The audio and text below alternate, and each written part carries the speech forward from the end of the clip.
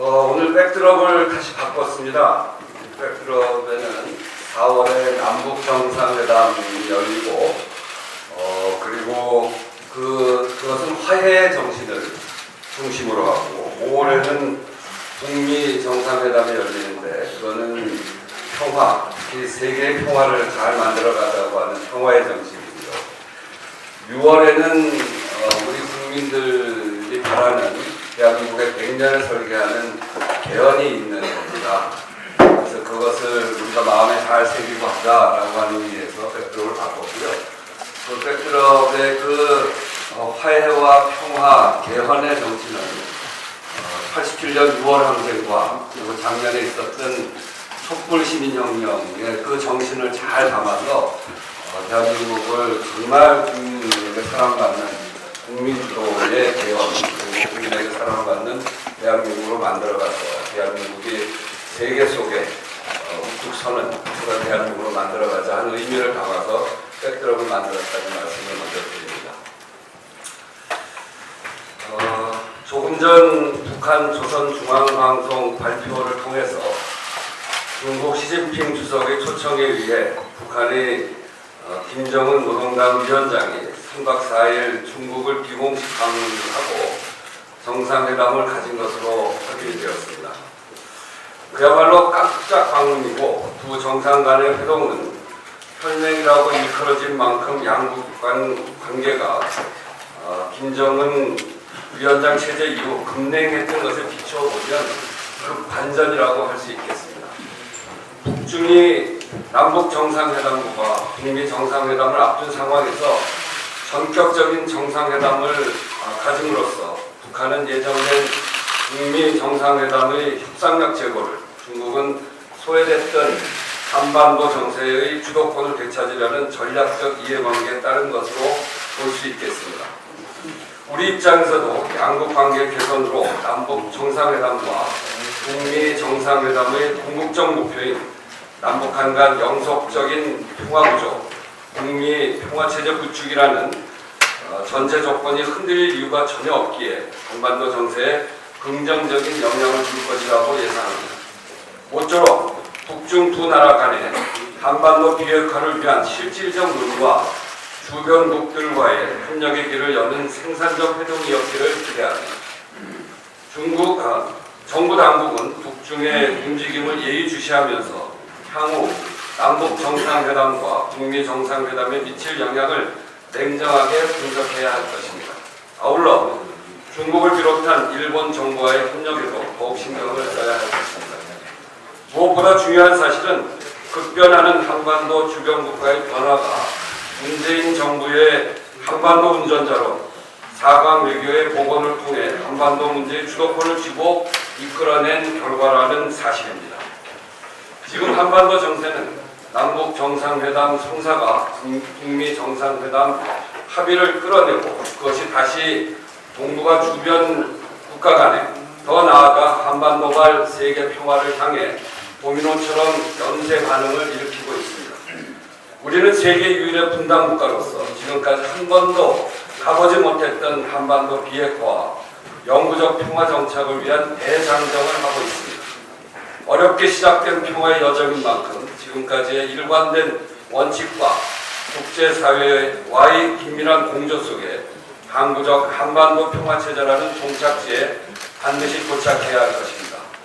저희 더불어민주당이 이 길에 최선의 노력을 다하겠다는 말씀드립니다.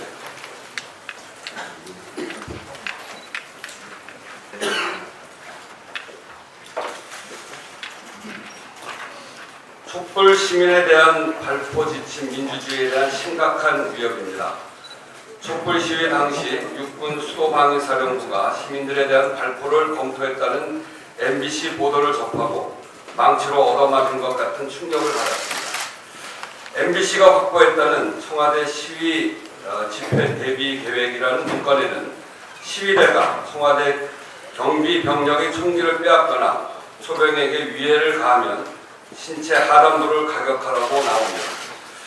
시민들을 상대로 총을 사용하겠다는 자체가 상식적으로 납득이 되지 않을 뿐 아니라 군이 자국민을 작전 수행의 대상, 즉 적으로 간주하는 것이라고 볼 수 있습니다. 아시는 것처럼 촛불혁명은 몇 달에 걸쳐 1700만 명이 참여한 대규모 시위였지만 처음부터 끝까지 단 한 건의 폭력도 단 한 명의 사상자도 발생하지 않은 평화적인 집회로 전 세계가 감탄했을 정도인데 설마 박근혜 정부의 군은 평화적 촛불 시위를 내란으로 규정했다는 것인지 이해가 되지 않습니다. 국정농단, 헌정질서문란도 모자라 국민들 향해 발포 지침을 검토했다는 것은 이 나라의 민주주의를 무너뜨리기 위해 어떤 것도 할 수 있었다는 공포마저 보여주는 것입니다.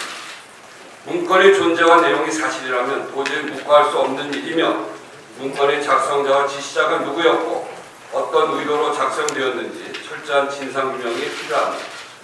밝혀진 사실에 따라 국민과 민주주의 질서를 위협하는 시도에는 무관용 원칙으로 일벌백계해야 합니다. 이상입니다. 여야 원내대표 간의 개헌안 마련을 위한 첫 번째 회동이 어제 진행됐습니다.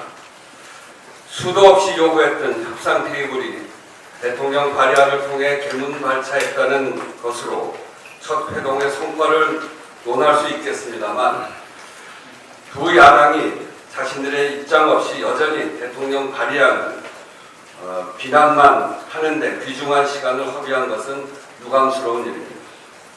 특히 대통령 개헌안과 별도의 여당안을 내놓으라는 생티기까지 부리면서 여전히 개헌 성사에 대한 진정성이 있는지 의심케 합니다.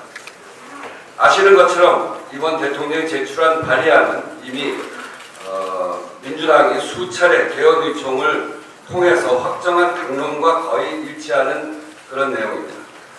다만 야당이 각 당의 개헌안을 확정하지 않고 국회 합의가 지연됐기 때문에 이를 촉진시키기 위해 대통령께서 정부 여당 입장을 조문하여 정식으로 국회에 제출한 것입니다.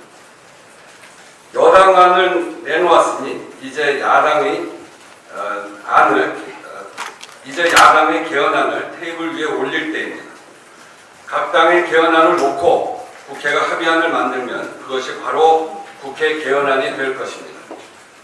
정부안, 여당안을 가르는 무책임한 트집잡기를 중단하고 다음 회동에서는 반드시 각 당안을 놓고 생산적인 논의가 이루어질 수 있도록 양당에 촉구합니다. 야당 비난과 달리 개헌에 임하는 정부 여당의 핵심 원칙은 분명합니다. 다시 한번 개헌의 핵심 원칙을 설명드리자면 분권이라는 시대적 정신을 충실히 반영했다는 것입니다. 과도하게 집중된 정치, 경제, 사회 질서 전반을 새롭게 재구성하는 것이야말로 이번 개헌의 핵심 가치이자 국민 주권 시대를 여는 첫걸음이기 때문입니다. 이 때문에 정부 여당 개헌의 핵심 키워드 역시 분권입니다.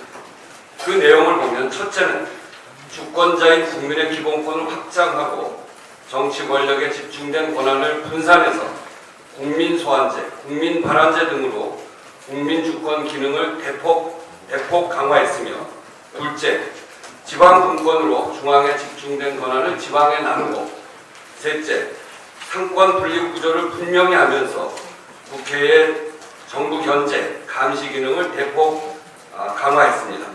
넷째, 선거제도의 비례성 확보, 대선에서의 결선 투표제 도입으로 연정과 협치 틀을 마련하는 등 분권과 균형에 그 초점을 맞추었습니다. 때문에 야당이 분권을 핑계로 소위 책임 총리제나 총리의 국회 추천, 선출제도 도입을 주장하는 것은 한마디로 뚱딴지 같은 소리입니다. 이는 국회가 입법권에 이어서 행정권까지 장악하겠다는 발상입니다. 국민들께서는 대통령 권력의 합리적 분산, 중앙과 지방의 균형을 요구한 것이지 제왕적 국회의 탄생을 바란 것은 아닙니다. 야당은 국민들 보시기에 어처구니 없는 주장을 즉각 포기하고 국회가 아닌 국민을 위한 권력 분산에 적극 협조해야 할 것입니다.